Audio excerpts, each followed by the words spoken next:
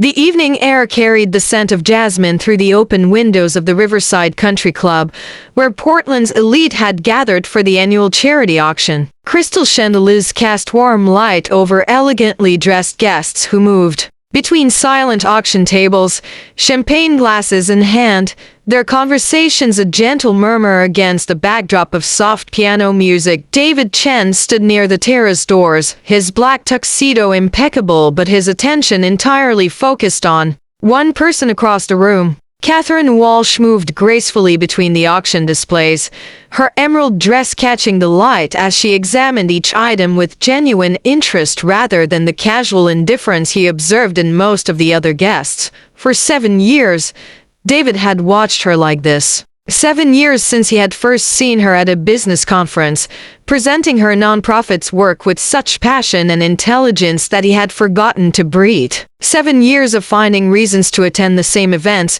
to support the same causes, to orbit around her life while never quite finding the courage to step into it.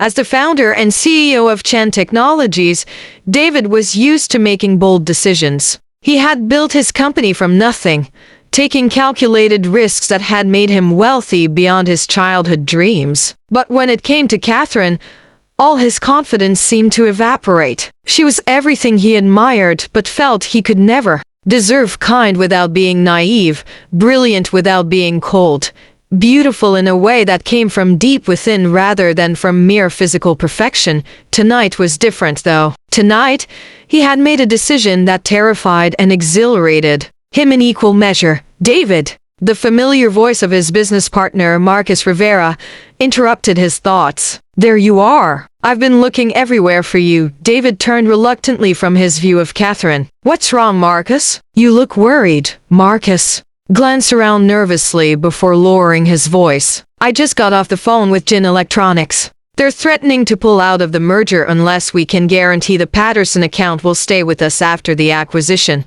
The Patterson account. David's stomach tightened. It was their biggest client, worth nearly $40 million annually, and the foundation upon which the entire merger depended. Without it, the deal that would triple the size of Chen Technologies would crumble, taking months of work and millions in potential profits with it.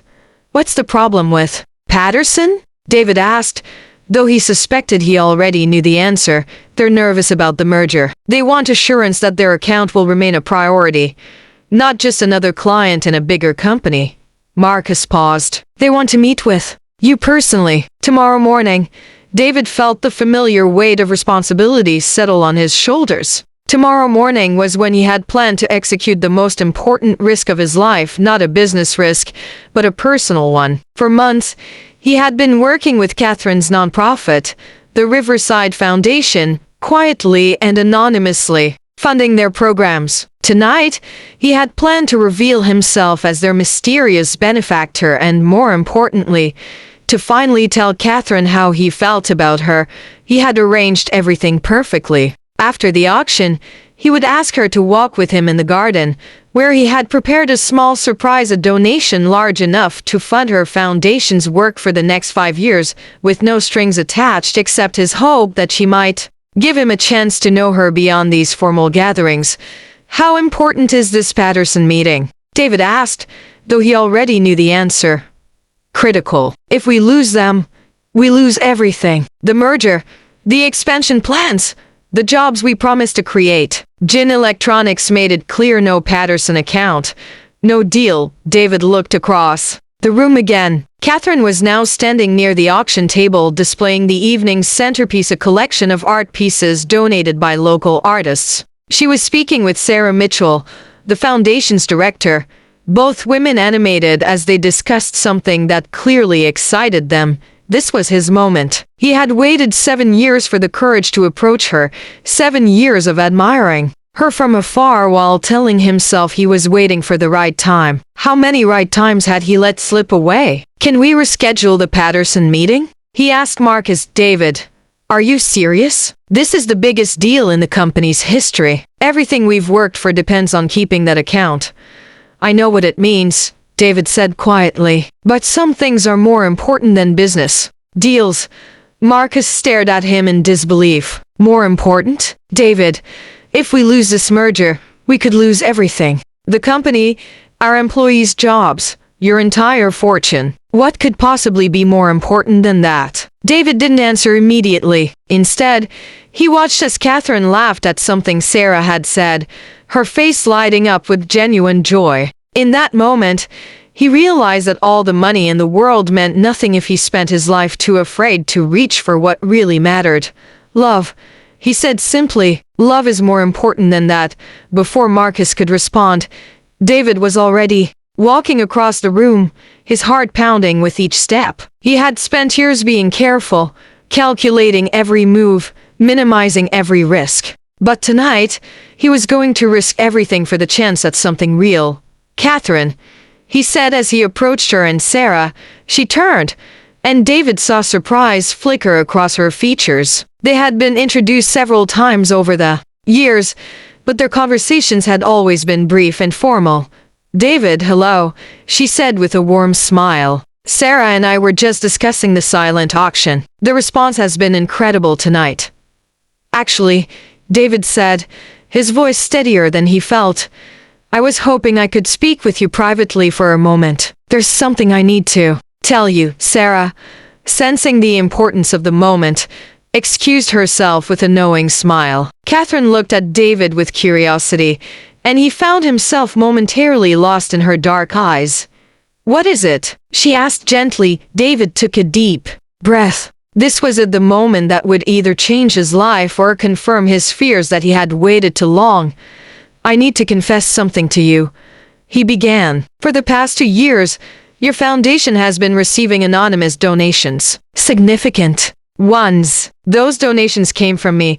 Catherine's eyes widened. You're the anonymous donor? But why didn't you? Because I was a coward, David said honestly. I've been watching you for years, Catherine. Not in any inappropriate way, he added quickly, but I've admired you from afar. Your passion, your intelligence, the way you genuinely care about making the world better. I've attended these events not for networking or social obligations, but hoping for a chance to talk with you. The terrace had grown quiet around them, other guests seeming to sense the importance of their conversation and giving them space. I have something else to tell you, David continued, his voice growing more confident as he spoke the truth he had held inside for so long. Tomorrow morning, I have a meeting that could determine the future of my company. If I miss it, I could lose everything I've built. But standing here with you now, I realize that I've already lost the most important thing: time. Time I could have spent getting to know you. Time I wasted being afraid. Catherine's expression had grown serious, but David couldn't read what she was thinking. So I'm not going to that meeting, he said. Instead, I want to ask if you would have dinner with me tomorrow night. Not at some charity function or business event, but just the two of us. I want to know your favorite books, what makes you laugh, what your dreams are beyond the foundation. I want to know the real Catherine Walsh. The silence stretched between them, and David felt his heart hammering against his ribs. He had done it, he had risked everything, just as he had planned. But now, facing the possibility of rejection, he wondered if he had made the biggest mistake of his life. Finally, Catherine spoke, her voice soft but clear.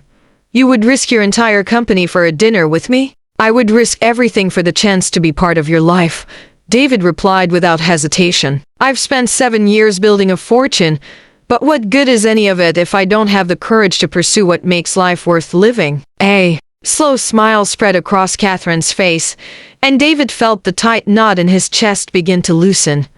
You know, she said, I've noticed you at these events too. I always wondered why someone as successful as you seemed to prefer standing on the sidelines, watching rather than networking. You noticed me? David asked, hardly daring to hope. Of course I did. And I'll have dinner with you tomorrow night, Catherine said. But David, you shouldn't miss that meeting. Whatever it is, if it's important to your company, the meeting can wait, David said firmly. Some opportunities come around again, but this moment, right here with you, this is once in a lifetime. As they stood together on the terrace, the charity auction continuing around them, David realized that the biggest risk he had ever taken was also the most worthwhile. He had spent years playing it safe, building walls around his heart in the name of protecting his business interests. But true success, he now understood, wasn't measured in profit margins or stock prices. It was measured in moments like this, when fear gave way to courage, and when the possibility of love proved more valuable than any fortune.